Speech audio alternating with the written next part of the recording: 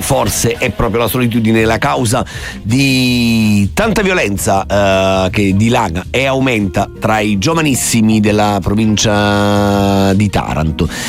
Nell'anno in esame si legge nel documento, nella relazione del procuratore generale Ludovico Vaccaro, che all'inaugurazione dell'anno giudiziario ha fotografato la situazione dei minori di Taranto sulla base del lavoro condotto nell'ultimo anno dalla Procura dei minori di Taranto guidata da Pina Montanaro. Nell'anno in esame, ha detto Vaccaro, si è registrato un incremento delle notizie di reato riferite a reati predatori, furti, rapine, estorsioni, truffe e a quelli commessi con l'uso della violenza fisica e verbale, come minacce, lesioni volontarie, danneggiamenti e armi, anche condotte espressione di un'aggressività e di una violenza spesso immotivata e ricondotta a futili motivi.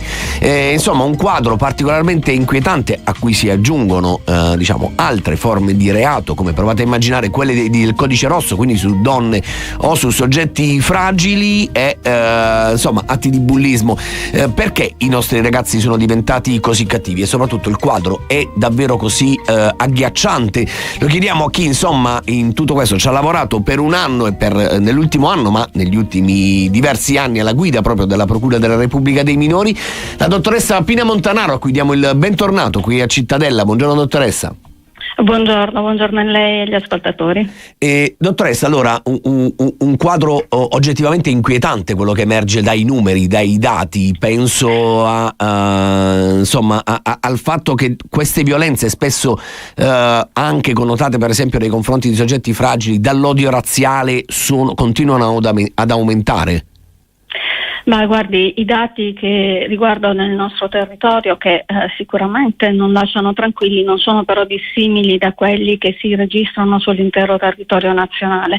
Noi abbiamo registrato, come lei ha detto, nel periodo relativo all'anno giudiziario, quindi ci tengo a precisare, si tratta del periodo luglio 2024 fine giugno 2025, un incremento delle notizie di reato riferite, relative agli episodi commessi da minori di oltre il 30%, ma quello che più preoccupa è che sono aumentati in questo periodo anche gli indagati non imputabili, quindi si è abbassata ulteriormente la soglia dell'età dei ragazzi che si avvicinano al mondo del penalmente rilevante, quindi che pongono in essere. Lei parla, diceva prima, è un fenomeno, c'è un quadro abbastanza preoccupante. Certo lo è, e lo è soprattutto, devo dire, proprio per questa violenza, questa aggressività che viene spesso espressa attraverso i fatti reato, che a volte può sembrare addirittura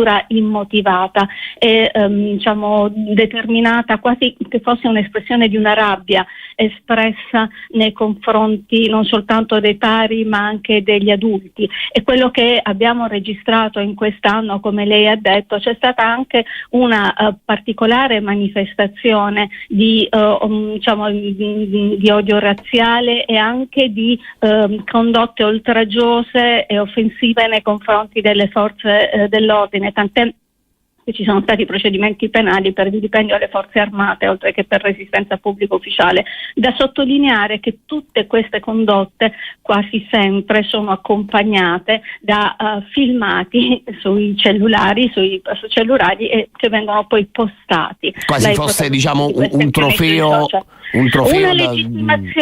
Una legittimazione, ecco, c'è quasi una sovrapposizione tra la realtà vera e la realtà virtuale, e questo è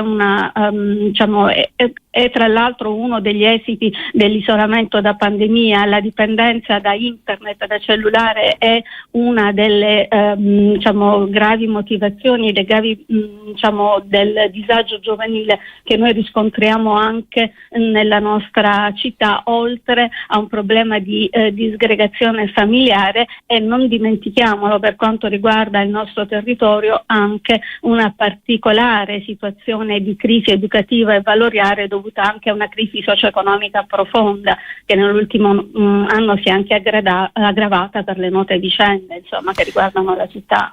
Allora, procuratrice, lei prima ha parlato del fatto che aumentano i reati commessi dai ragazzi non imputabili, cioè, diciamo, per chi ci ascolta, infra 14 anni. Esatto, sotto i 14 anni, quindi che non possono in nessun caso essere sottoposti a indagine, processo, cose del genere.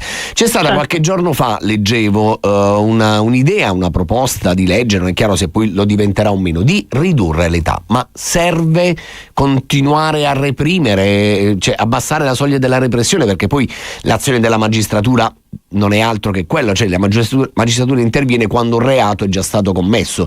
Non sarebbe più opportuno provare a investire di più sulla prevenzione, chiedo? Guardi, lei mi invita a nozze, perché diciamo che l'aumento dell'intervento repressivo e sanzionatorio non è, a mio parere, la modalità per risolvere il problema. In particolare per quanto riguarda i minori, il processo penale, come ho sempre detto, è volto ad accertare la commissione dei reati e individuarne i responsabili, ma soprattutto, una volta individuati, anche nel processo penale è volto ad un'azione di rieducazione e di recupero di quel ragazzo. Ma come lei ha detto, la parola chiave è prevenzione. Bisogna agire prima, bisogna agire con un sostegno alle famiglie, bisogna agire con delle politiche giovanili, bisogna fare in modo che questi ragazzi abbiano una scelta, anche coloro che nascono e hanno la sfortuna di nascere in situazioni diciamo in quartieri, in situazioni familiari già compromesse. Bisogna dare a questi ragazzi la possibilità di scegliere un futuro diverso, e questo può essere fatto solo attraverso degli interventi che siano concreti. Allora, stanziare più fondi per quanto riguarda l'intervento dei servizi sociali, delle associazioni che possono in realtà fornire a questi ragazzi un'alternativa di vita. Procuratrice, non voglio tirarla in polemiche politiche, però lei ha sempre parlato, me lo ricordo da interviste passate che ci ha concesso, lei ha sempre parlato benissimo dei servizi sociali di Taranto e dello sforzo fatto anche dal Comune di Taranto. Nella conferenza stampa di fine anno il sindaco Bitetti ha annunciato che dovrà inevitabilmente fare dei tagli probabilmente ai servizi sociali. L'appello che lei invece sta lanciando sembra andare in direzione... Va in senso contrario. Io non voglio tirarla in una polemica politica, però mi pare che il suo sia un appello anche al comune di continuare e investire ancora di più su questa strada.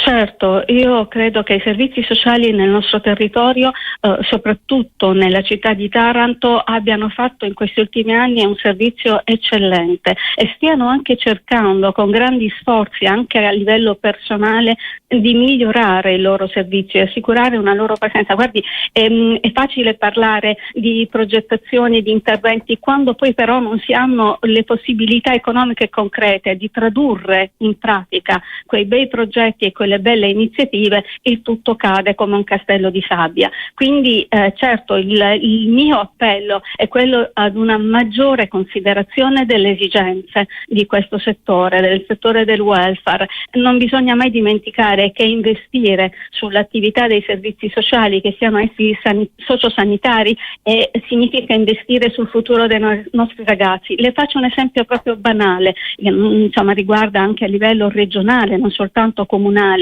Tanti ragazzi sono in attesa di essere presi in carico dal servizio di psicologia clinica e di neuropsichiatria infantile, perché tante sono le manifestazioni di disagio psicologico e talvolta spesso anche psichiatrico. Bene, ci sono lunghissime liste di attesa perché il servizio non ce la fa ad evadere in tempi sufficientemente rapidi queste richieste. Io ogni volta dico che è l'ultima intervista che facciamo alla dottoressa Montanaro, perché poi adesso avrà il carico prestigioso di guidare la procura di Brindisi. Io lo dico ogni volta e poi puntualmente ci ritroviamo qui. La speranza di ritrovarla di nuovo presto. Grazie alla dottoressa Pina Montanaro, buona giornata e buon lavoro. Grazie, buona giornata anche a lei e a tutti gli ascoltatori.